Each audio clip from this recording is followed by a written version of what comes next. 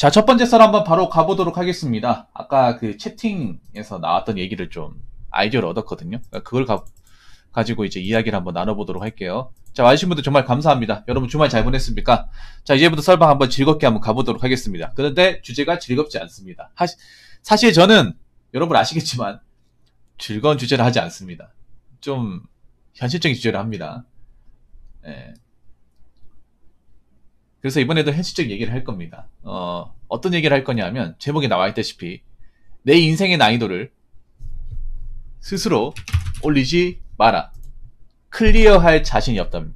그러니까 내가 해결하거나 극복할 자신이 없으면 하지 말라는 거예요. 근데 문제가 뭐냐? 저는 좀 그런 게 있어요. 우리나라 사람들이. 저는 우리나라 사람들이 좀 자신의 어떤 능력치를 좀 과대평가합니다. 하는 경향이 있습니다. 그러니까 생각해보세요, 여러분. 우리나라 사람들이 왜 이렇게 빚을 많이 질까? 테페스님 안 그래요? 여러분도 안 그렇습니까? 우리나라 지금 뭐 가계 채무가 1000조 넘어간다, 2000조 넘어간다는 얘기 나오거든요. 나라 빚이 엄청나다는 거예요. 그리고 여러분 주변에도 빚을 진 사람들, 이런저런 이유로 은행에 빚을 졌다거나 아니면 사채까지 쓰신 분들 너무나 쉽게 널려 있습니다. 여러분 자신도 그렇고요. 그런데 한번 생각해봐. 이 빚이라는 거는 어떻게 보면 결국에는 해결을 해야 돼요. 안 그렇습니까? 죽을 때까지 따라다니는 겁니다. 좋든 싫든 간에 계속 따라다니는 거예요. 내가 이걸 해결하기 전까지는. 네. 그런데 문제가 뭐냐? 상당수의 사람은 빚을 지고도 해결하지 못해요. 네. 그렇지 않습니까? 우리나라 사람들 중에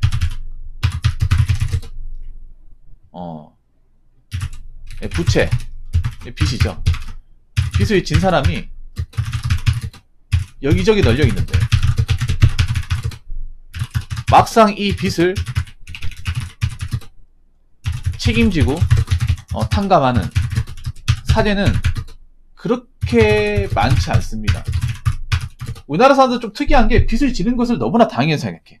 그러니까 물론 살다 보면 빚을 질 수 있죠. 그리고 집을 살려고 하면 당연히 빚을 져야죠. 그런데 이게 너무 빚의 덩어리가 너무 커요.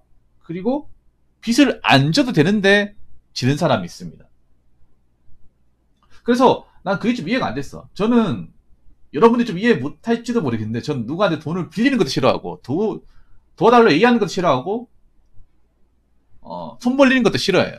네. 그래서 없으면 그냥 뭐 굶거나 안 하거나 이런 거에 좀 익숙하거든요. 근데 한국 사람들은 그런 걸 잘 못하는 것 같아. 보면 없으면 안 해야 되는데 없어도 하는 사람이 많아요. 능력이 안 되면 안 해야 되는데 하고 싶은 사람이 많아. 예를 들어 뭐 아파트 여건 같은 것도 그런 거예요. 내가 객관적으로 뭐 저 집을 살 만한 어떤 자금이나 능력이 안 되잖아. 그럼 대출을 받아도 좀 정도껏 받아야 되는데 있는 거 없는 거 다 털어가지고 받아버려가지고 집을 샀는데 그걸 감당 못하는 사람들이 많이 생기잖아요. 네. 그래서 내 능력치를 현실적으로 아는 게 정말 중요합니다. 네. 나 자신의 능력치를 확실하게 아는 게 요즘 세상에서는 정말 중요해요. 그걸 흔히 요즘에 이제 이 전문 용어로 이 메타인지라고 하죠. 메타인지. 이 메타인지를 하는 것도 능력입니다. 요즘에는. 존버도 능력이고. 왜 이걸 능력으로 하냐? 이걸 못하는 사람들이 너무나 많으니까 그런 거야. 우리가 어떤 뭐 여러 가지 수치를 봤을 때 이걸 능력이라고 얘기하는 거 있잖아. 통찰력도 요즘에 능력이에요. 왜냐? 워낙에 악관이 못하는 사람들이 많으니까 통찰력도 능력이 된 거예요. 자기객관화, 메타인지, 통찰력, 존버. 이걸 못하는 사람들이 많으니까. 무슨 정신으로 살아가는지 모르는 사람들이 많으니까. 네. 내 현실적인 어떤 그런 밥그릇, 능력치를 안다는 게 정말 중요해요. 그래야 헛짓거리 안 해. 네. 그런데 제가 봤을 때는 자기 자신 능력치를 좀 높게 평가해요. 이 정도는 감당할 수 있다. 이 정도는 내가 충분히 할 수 있다. 그렇게 생각을 해요. 그러니까 빚도 저렇게 좀 무진장 많이 내는 것 같아요. 아니면 빚에 대해서 뭔가 책임감 못 느낀다거나. 이 능력치에 책임감도 포함되는 거예요. 내가 저걸 감당할 수 있느냐 없느냐, 책임질 수 있느냐 없느냐. 근데 가야 묻고 싶어. 그 수많은 빚을 진 사람들, 너 이거 책임질 수 있어? 물어봤을 때 나 책임질 수 있어. 무조건 책임질 거야. 내 스스로 해결할 거야. 라고 당당하게 얘기할 수 있는 사람이 얼마나 될까요?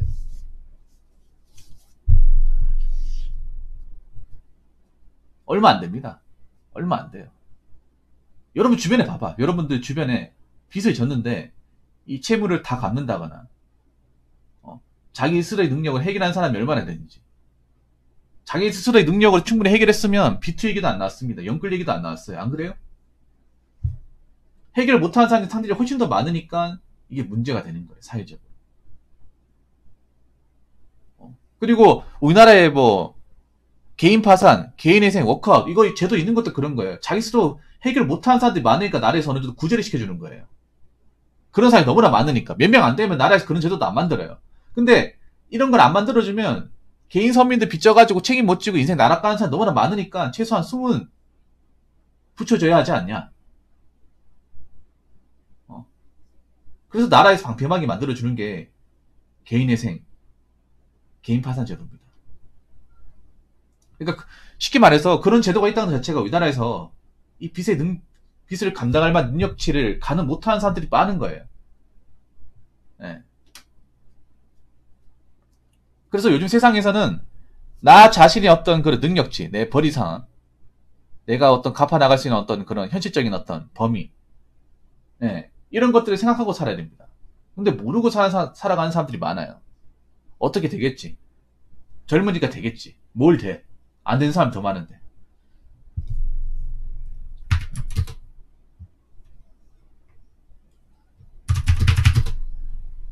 한 번 올린 인생의 난이도는요. 무서운 게 뭔지 아십니까? 한 번 내가 올린 인생의 난이도는 내려가지 않습니다. 이게 문제야. 예를 들어서 내가 무리하게 대출을 받아버리잖아.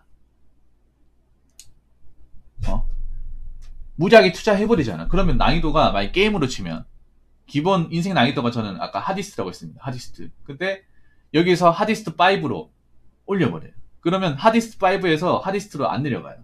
내가 해결하기 전까지는 안 내려가. 해결 못하잖아요. 그럼 하디스트 5가 하디스트 6, 7, 8까지 갑니다. 쭉쭉 올라가는 거야. 왜 그렇잖아요, 여러분. 우리가 빚을 졌는데 못 갚으면 어떻게 돼? 이자 계속 쌓이죠. 그럼 나는 더 올라가죠. 더 올라가지 않습니까? 그렇지 않나요, 여러분? 왜 빚을 진 사람이 점점 빚이 많아지고 빚 때문에 더 힘들어지고 이런 상황 굉장히 많이 겪잖아요. 인생 난이도는요. 게임하고 다른 게 내가 능력치를 가능 못하면 계속 올라갑니다. 계속. 왜냐? 게임하고 인생이 다른 점은 우리가 인생에서 이 난이도라는 거 보통 이제 빚 같은 거, 채무 같은 것은 이자가 쌓이기 때문이죠. 이자가.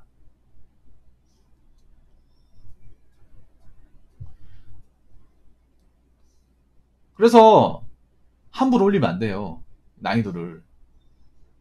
여러분, 우리가 알아야 돼. 우리 개개인은 그렇게 잘난 사람이 아니에요. 저도 마찬가지고 여러분도 마찬가지고. 예. 여러분들 자기 스스로의 능력치를 과대포장하면 안 됩니다. 절대로. 확실하게 해야 됩니다. 여러분 월급쟁이는요. 막 그렇게 대단한 사람이 아니에요. 돈이 정해져 있잖아요. 그럼 돈이 정해져 있는 범위 내에서 계획을 짜고 좀 살아나가야 됩니다. 예. 근데 우리나라 사람들이 문제가 뭐냐면 없으면 없이 못 살아요. 그러니까 없으면 없이 사는 것에 대해서 굉장히 창피함을 느낍니다. 창피함은 어떻습니까? 안 그래요?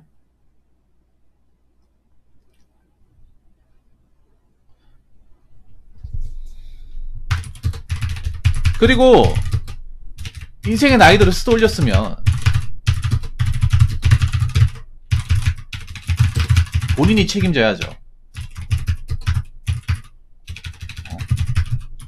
나라에서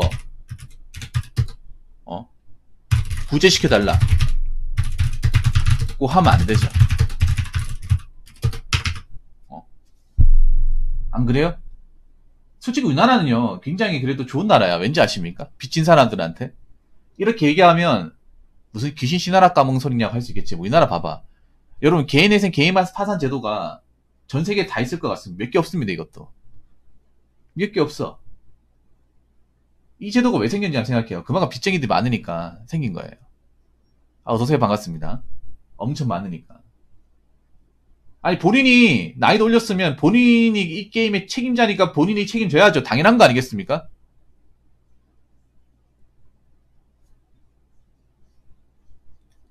자꾸 나라에서 어떻게 도와달라.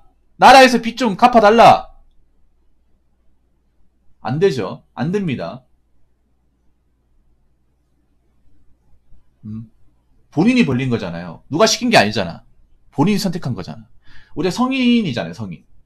우리가 성인이 한 행동은 어떻습니까? 성인이 되면 내가 한 행동에 대해서 무조건 책임을 져야 돼. 응당. 죄값을 치러야 되고 해결을 해야 되고 그게 당연한 게 성인이에요. 우리가 성인이 되고 나서 인생의 난이도를 올린단 말이에요. 올려버렸단 말이에요. 자기 스스로. 그럼 그 올린 거에는 책임을 본인이 져야죠. 자기가 스스로 올려놓고 책임 못 지니까 나라에서 어떻게 도와달라. 그건 아니죠, 여러분. 그래서 제가 얘기하고 싶은 건 그런 겁니다. 여러분, 인생에서 있잖아요. 자꾸 뭔가 한방 노려가지고 자신의 난이도를 확 올리지 마세요. 올리지 마.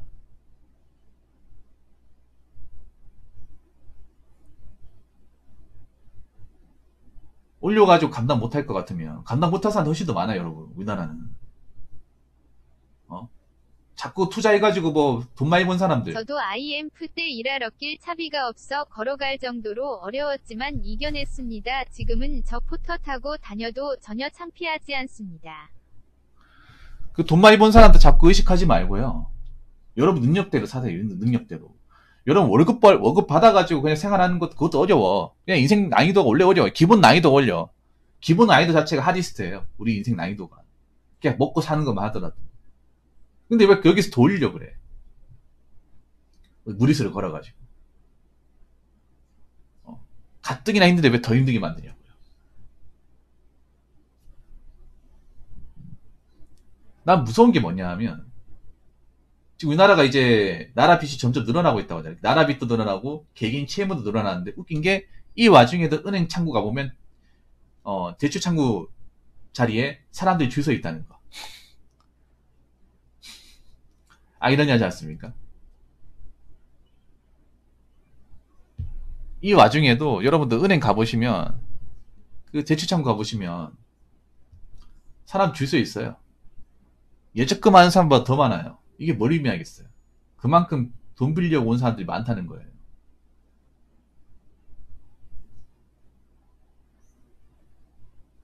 물론 그만한 사정이 있으니까 돈을 빌리는 거겠죠. 근데 우리나라 사람들이 좀 그래. 돈을 빌리는 건 쉽게 생각하면서 갚는 건 쉽게 생각하지 않습니다. 다 내 몫인데. 내가 짊어지고 가야 되는데. 근데 이제는 앞으로 우리가 뭔가 할 때 빚을 지는 거, 대출을 하는 것에 대해서 냉정하게 생각해야 됩니다. 냉정하게. 점점 더 이제 나라는 빚을 지는 사람들한테 압박이 더 심해질 거예요. 왜냐, 여러분 아시겠지만 금리가 점점 올라가지 않습니까? 금리가 올라간다는 건 이제 대출받은 사람도 이자가 올라간다는 거죠.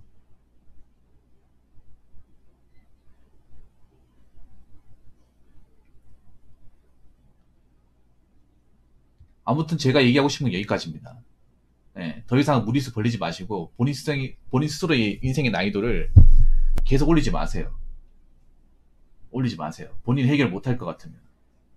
해결 못하잖아요? 그러면 사는 게 아니에요. 버는 것도 버는 게 아니고 일하는 것도 일하는 게 아닙니다. 그렇게 살기 싫으면 인생에서 무리하게 난이도 올리지 마시고 정석대로 가세요. 정석대로. 무슨 말인지 아시겠죠? 이럴 때일수록 정신 바짝 차려야 됩니다. 자, 이상으로 첫 번째 썰 마치도록 하겠습니다.